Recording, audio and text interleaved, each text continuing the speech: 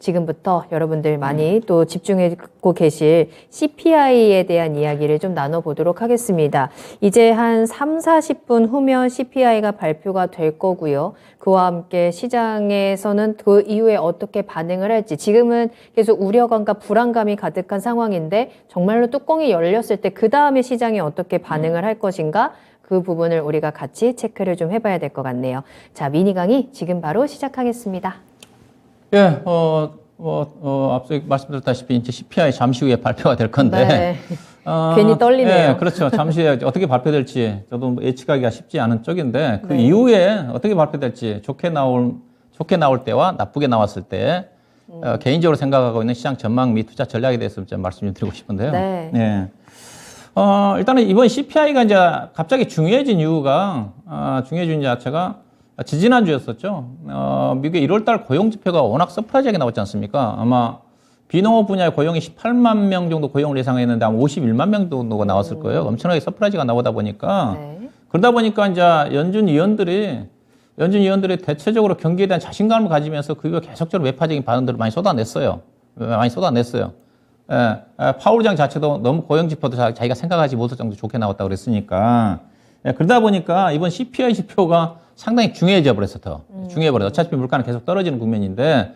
그러다 보니까 이런 발언들이 나오다 보니까 최근에 이제 우리가 시장에서 예상했던 것 자체는 다음 달에 있을 3월 23일이죠. 연준에서 기준금리를 25pp 금리 인상을 하게 되면 대체적으로 시장은 올해 금리 상반기 때 마무리가 될 거다, 그렇게 전망했지 않습니까? 네. 그리고 하반기 때 한두 차례 정도 금리를 인하를 할 거라는 전망을 가지고 주가가 움직였던 건데, 연준위원 외파적인 발언들이 나오다 보니까 현재 연준의 기준금리의 컨센 자체가 지금 계속 올라가고 있습니다. 오늘 제가 조금 전에 확인해 본 그 패드워치 전망에 따르면 일단은 3월 23일인가 그때 25pp 금리 인상 가능성이 지난주까지만 한다 하더라도 98%였어요. 근데 지금은 84.9% 떨어지고 대신 15.1%가 50bp 금리 인상 가능성까지 올라갔어요. 다시요. 50bp 금리 인상 가능성. 근데 거의 일주일 전까지만 한다 하더라도 3월 달에는 25bp 금리 인상이 컨센이었는데 지금은 이제 50bp 금리 인상 가능성까지 올라갔고요. 그 다음에 FOMC가 이제 5월달하고 6월달이 있거든요. 6월달이 있는데 5월달에도 추가적으로 25bp 금리 인상 가능성이 65%입니다. 이게 끝나지 않는다는 거죠. 그 다음에 6월달 같은 경우도 봤더니 추가적으로 또 25bp 금리 인상 가능성이 약 5% 가까이 되더라고요. 그러니까 그렇게 된다 한다면 최종 기준금리가 현재 지금 현재 연준의 기준금리가 4.5에서 4.75지 않습니까? 4.75인데 5.0에서 5.25까지 올라간다는 거죠. 예, 이 정도 컨센이 올라가고 있으니까 이렇게 올라간 이유 자체가 고용지표가 워낙 좋게 나오니까 경기가 생각보다 나쁘지 않을 것 같다. 그렇게 생각하고 있는 거지 않습니까? 그러니까 연준 위원들이 상당히 경기에 대해서 자신감을 가지니까 매파적인 발언을 쏟아낸 게 아닌가. 경기가 만약에 예상보다 부진했었으면 연준 위원들이 매파적인 발언들을 쏟아내지 않았을 겁니다. 고용지표가 좋게 나왔다 한다 하더라도. 그래서 CPI 발표 지표가 상당히 중요해졌는데, 알다시피 현재 지금 오늘 밤에 발표 CPI 지표가 6.2% 정도 예상하고 있지 않습니까? 연준의 CPI는 작년 6월 달에 9.1에서부터 해가지고 6개월 연속 지금 둔화되고, 지난 1월 달에 발표된 12월 CPI가 6.5였지 않습니까? 네네. 6.5였고, 내일 발표되는 1월달 CPI는 6.2로 예상을 하고 있는데, 시장에서 조금 높게 나오지 않겠나, 그렇다 전망이 있어요. 그런데 경계감이 있습니다. 경계감이 있는데, 일단은 시장에서는 6.3 내지 6.4 정도 예상까지 하고 있는 것 같고요. 그 다음에 중요한 것 자체가, 전년에 비해서는 떨어지는데, 전월에 비해서, 즉 1월달에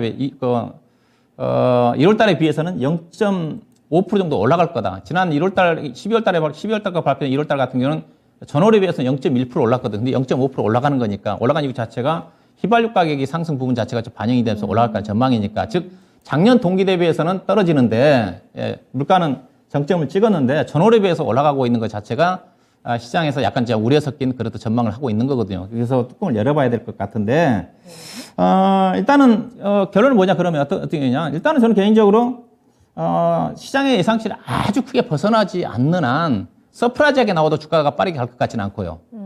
근데 예상치를 하향하는 6.2 아래로 떨어져서, 한다 하더라도 또 예상치의 작년, 그러니까 1월 달에 CPI가 6.5였으니까 6.5를 이렇게 상회하지 않는 한, 6.3, 4 정도 나온다 한다 하더라도 시장의 충격은 제한적이다.